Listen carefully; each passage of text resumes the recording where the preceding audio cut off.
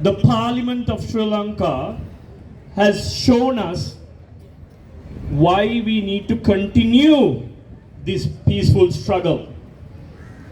Because they have shown us that the people of Sri Lanka cannot trust them to do the right thing. They have repeatedly and consistently shown all of us, at the end of the day, regardless of how many hundreds and thousands of people are suffering and dying on the streets, regardless of all the suffering in Sri Lanka, they have shown us that they do not care. They care about protecting their own seat, protecting their power. That's what they have shown us. This is a monumental, people-centric, democratic-loving struggle. Mr. Wickremesinghe, few days ago, tried to label us as fascists. He has engaged in a narrative warfare. He wants the rest of the world to think that we are undisciplined, we do not have a vision, we are disorganized, and we do not love democracy. That's what he wants to say. But the protesters of Galle and around the world, as well as around the country, have shown that we are disciplined, we are laser focused, we are peace-loving, non-violent protesters. The political class, the elites, they are showing that they believe in feudalism. It's a group of families over the last several decades have colluded to sustain and maintain the power that they have.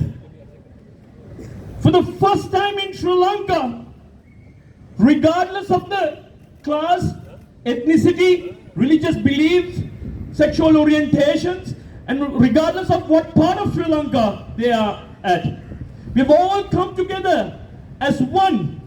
We've all come together as one to show the corrupt politicians and the corrupt, selfish institutions, whether it might be international law, local, that's despite the fact that we have come together to show them that we are more powerful, we are more determined to create a better Sri Lanka. When we started this journey, we understood this is a marathon. This is not a 100-meter sprint. And we also understand that this is just the beginning of the marathon. We are undeterred. We are undeterred because the politicians of this country have stolen a lot of things. But above all, they have stolen the hope. They have stolen the hope from us and the future generations. This struggle has been a symbol of hope. It's been a symbol of hope. Hope for a better country. Hope to create a better Sri Lanka together despite our differences. We have managed to come together, synchronize our positive activities to show them. Let me finish this speech with these points.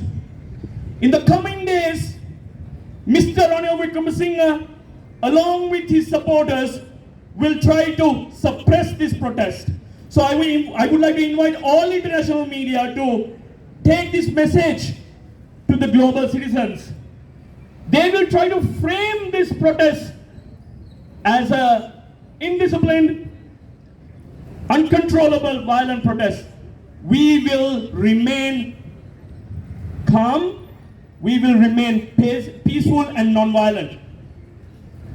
Right now, some of the protesters are getting threats individually and collectively because Mr. Wickremesinghe cares only about protecting the Rajapaksa cartel.